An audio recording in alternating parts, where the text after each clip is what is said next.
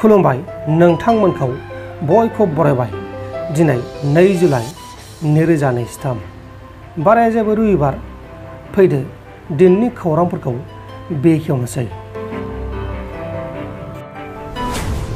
खेबसेनो सा 25 सुबुङा अबथिरायै जिउ गोमानांगौ जादों। महाराष्ट्र रायजोनि सिङाव थानाय बुलढाना साखाथियाव मैया हर गेजेरनि समाव हरनि 2 रिंगासो समाव गंसे पेसेन्जार बासआ हरखाबै राजा लामानि गंसे खुन्थायाव हरखाबै सौदावनानै बास गारियाव गिथाव बाथाव अर खामदों आरो बे गिथाव बाथाव अर खामनानै सा 25 सुबुंफोरा अबथिरायै जिउ गोमादों आरो बे जाथायजोंनो गुबुन सा 8 सुबुङा गोब्राब जखम जादों आरो बे बासआ नागपुरनिफ्राय पुणे फारसे थांगासिनो दंमोन। मरिगाव जिल्लानि सिङाव थानाय जागिरदआव आसाम पुलिसनि सासे कनस्टेबलआ मैया फुंबिलिनि समावनो दौलें लानानै गावनि बेसेन गोसा जिउखौ गावनो फोजोबदों।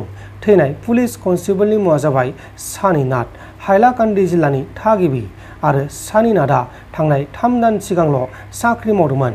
नाथाय सानिया सोरनि थाखाय मानि जाहोनाव गावनि बेसेन गोसा जिउखौ गावनो फोजोबखो बेखौ दासिमाव मिथिनो मोनथ'नाय जायाखै।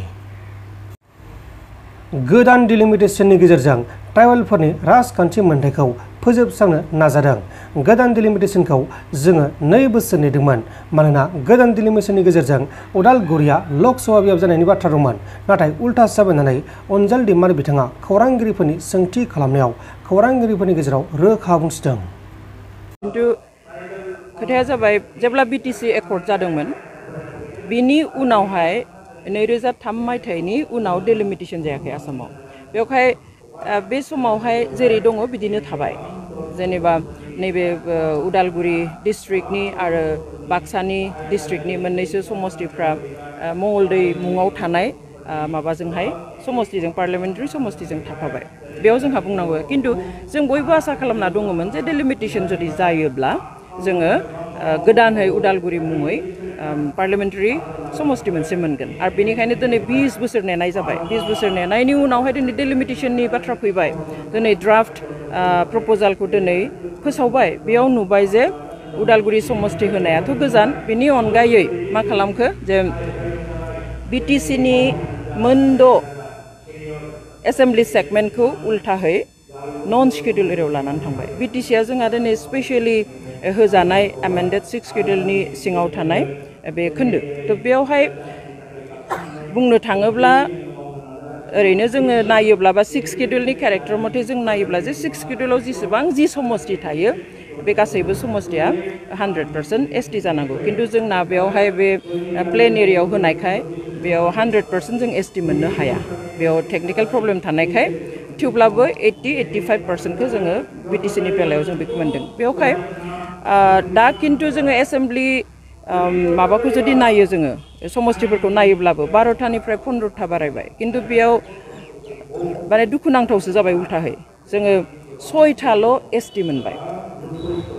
बांसिनखौनो 9थाखौनो दिनै जेनेरेल खालामनानै होबाय। दिनै जेनेरेलखौ जुदि 9था खालामबायब्ला जोंहा 6 स्केड्युलनि सिङाव थानायनि मा मुलाम्फा जाखो? 6 स्केड्युल एरिया जोंनो होनायनि मा मुलाम्फा जाखो? जेबो मुलाम्फा थाहैयाखसै। बेनिखाय दुखुनांथाव दा दिनै हयतो जायफोरा बेयाव आखाइ होनानै खालामदों बिसोरो बिथांमोना गावसोरनि राजखान्थिनि जुगे राजखान्थियाव थानानै मोनजानायनि हयतो हिसाब निकास खालामनानै बेफोरखौ बानायदों।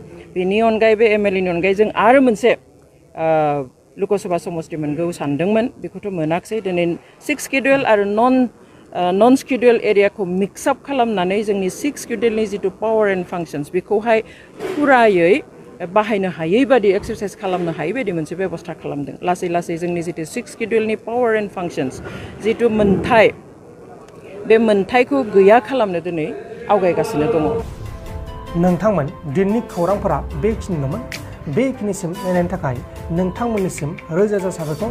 गोजोन्थों। एसेनोसै। जै बर' हारिनि।